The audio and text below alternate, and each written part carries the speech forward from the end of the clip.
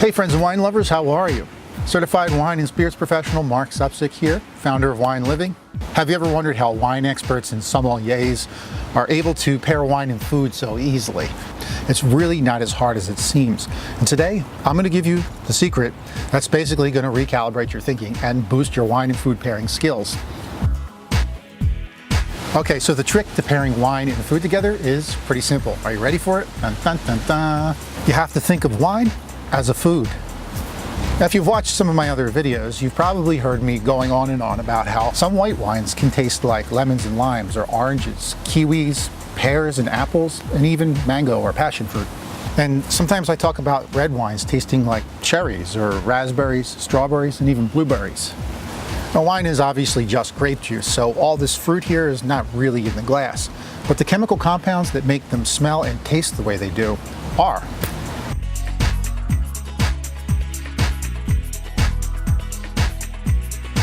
So when you start thinking of your wine as a food, being built out of all these different flavors that you're already familiar with, it makes it a lot easier to pair with other foods.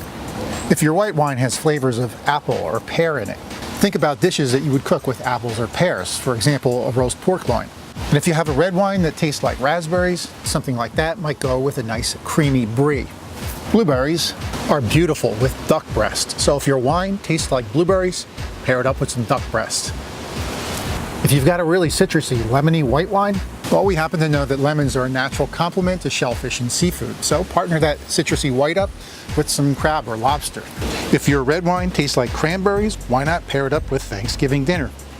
If your white wine tastes like pineapples, try pairing it up with an Easter ham. So hopefully you get the basic idea of how wine and food pairing can work. But of course there's one caveat. You're going to have to know what the wine tastes like before you can pair it with the food. And unfortunately or fortunately, there's no real easy way around that other than to do a lot of practice tasting and take notes. Or watch my videos. Learning to taste these nuances in wine is something that takes time and practice. Even the best chefs have to taste the wine as they're cooking in the kitchen so that they can tweak and adjust their recipes. Once you have a better understanding of what kind of flavors are coming out of your glass, it makes it so much easier to pair up with food.